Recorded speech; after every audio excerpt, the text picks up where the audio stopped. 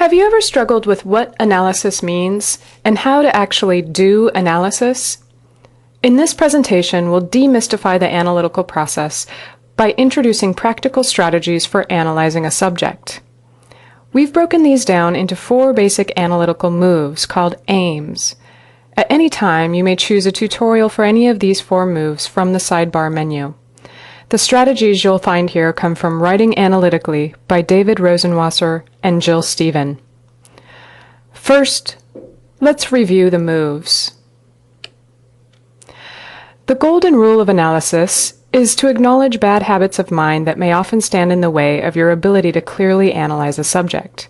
Here we'll address 4 analysis killers: judgment, opinion, generalization, and over-personalizing. Secondly, we need to identify the purpose and form of our subject by asking a series of important questions about it. What is it? Who made it? Who is it for? And why was it made? The third move, the microscope, is arguably the most important move in analysis. Just as a scientist needs to observe her subject closely and at length in order to draw conclusions about it, so will you be spending a good deal of time looking closely at your subject of analysis before you figure out what it's all about. The final analytical move is to step further, to now go beyond neutral observations and ask questions, narrow your focus, and posit conclusions based on your gathered evidence. Let's look a little more closely at the golden rule: acknowledging and suspending bad habits of mind. Generalization is the problem of falling back on the use of broad claims about your subject. For instance, the claim that fashion magazines cause eating disorders is not only a claim we've heard over and over, it's also a claim that tells us nothing specific about our subject. It's simply a repeated cliché. Humans are judgmental creatures. We decide how we feel about things pretty quickly, but sometimes we do so without enough evidence.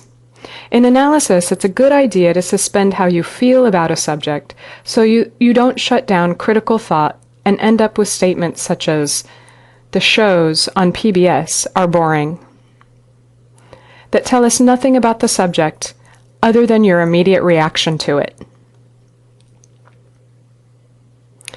Even though we may have really good reasons for holding the opinions that we do, those opinions can sometimes get in the way of meaningful analysis and of creating ideas. For instance, if I say, "I think affirmative action policies are wrong," I may have good reasons for this opinion.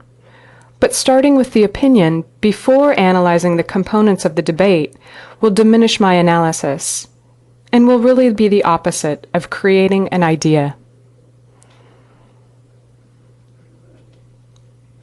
Over-personalizing a subject is very similar to jumping to opinions and judgments about it.